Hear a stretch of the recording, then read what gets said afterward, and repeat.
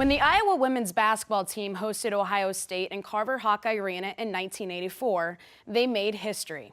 The 22,157 fans set the NCAA attendance record for a women's sporting event. In this second part of the Dr. Christine Grant feature, we learn about a time when Iowa thrived, thanks in part to some key figures.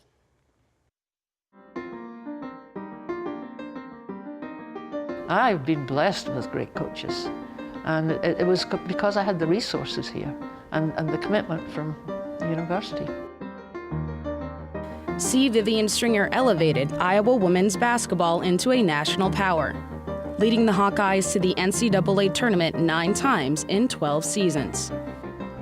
She really sees sport the way I see it, that it's a teaching laboratory, and you're not just to teach them basketball, you've got to teach them about life and get them ready to face life when they graduate from here. And that's exactly what she tries to do.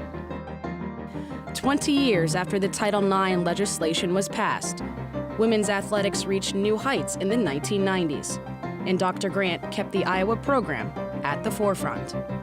The 90s, however, was like a renaissance, because we had an administration that totally supported Title IX and enforced Title IX, and we saw a huge increase in the opportunities for women again. We added rowing in 1992, and we added soccer in 1996. And a lot of schools did exactly the same thing. You know, started to really look at the participation rates and determined that they ought to add women's sports. 1996 saw another historic accomplishment in women's athletics, when the U.S. women's soccer team won the gold medal at the Atlanta Summer Olympics. When I went to the 1996 Olympic Games and I couldn't get a ticket for the women's final, I was delighted. I got a ticket for the semi-final, and I saw 70,000 rabid fans screaming for the women's soccer team.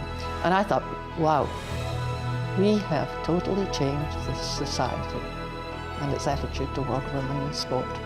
I think other countries were stopping and thinking, shouldn't we be bringing women as well?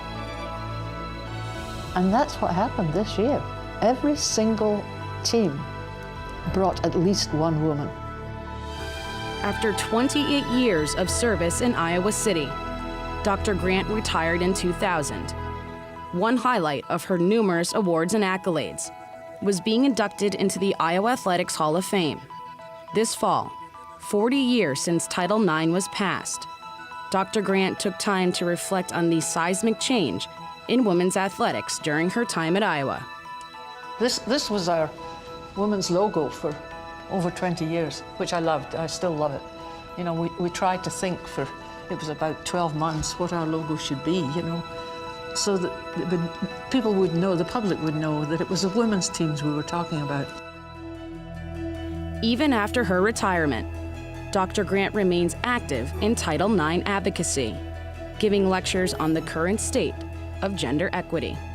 I've been conflicted this year, you know, because we should celebrate the 40th anniversary of Title IX. But knowing some of the facts that I know, it's been a little bit difficult to fully celebrate.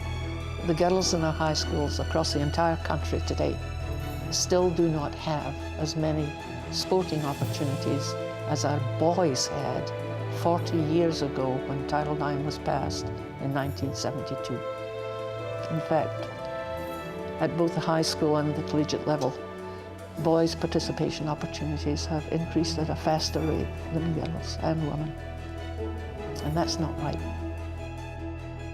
I'm really, really interested in trying to work in these areas and questioning myself how we can keep moving forward, you know, what I can do to help that.